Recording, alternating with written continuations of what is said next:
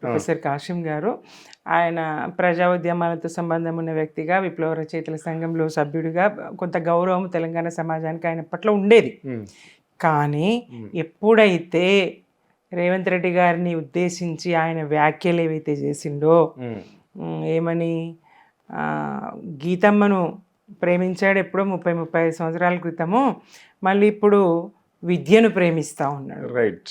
నిజంగా విద్యా ప్రేమికుడు అయితే సరే, విద్యను ప్రేమిస్తున్నాడు. గతంలో కవులు అన్నారు, వాణి నారాయణ అని, పిల్లల మరి పిన వీరభద్రుడు అయినా ఇంకొకరైనా కృతికర్త కృతిభర్త ఆయన చెప్పుకుంటున్నాడు. ఇప్పుడు వివరణ ఇచ్చుకుంటున్నాడు తెలంగాణ సమాజానికి కాశీం గారు.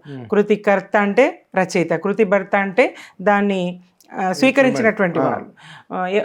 ఇట్లా చెప్తారు కదా, నేను కొత్తగా ఏమన్నాను, ఇందులో తప్పేమున్నది అని.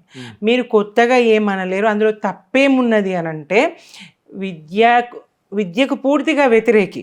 విద్యాశాఖ తన ఆధీనంలో పెట్టుకొని విద్యాశాఖను పూర్తిగా నిర్లక్ష్యం ధోరణితో చూస్తూ ఆ శాఖను పట్టించుకోనటువంటి మంత్రి, విద్యా వ్యవస్థను భ్రష్టు పట్టిస్తున్నటువంటి విద్యాశాఖ మంత్రిగా, ఆ విద్యాశాఖ తన దగ్గర పెట్టుకున్నటువంటి ముఖ్యమంత్రిగా రేవంత్ రెడ్డి గారు ఉన్నారు.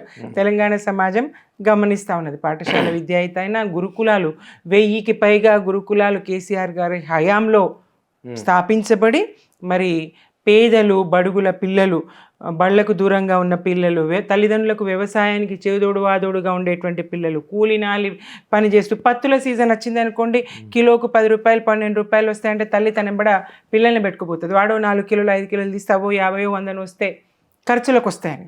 అట్లాంటి పరిస్థితులు తప్పేయడానికి పిల్లల్ని హాస్టల్లో, గురుకులాల్లో పెట్టేసి పనికి దూరంగా, తల్లిదండ్రులకు దూరంగా, చదువుకు దగ్గరగా చేసినటువంటి పాలన కేసీఆర్ గారిది.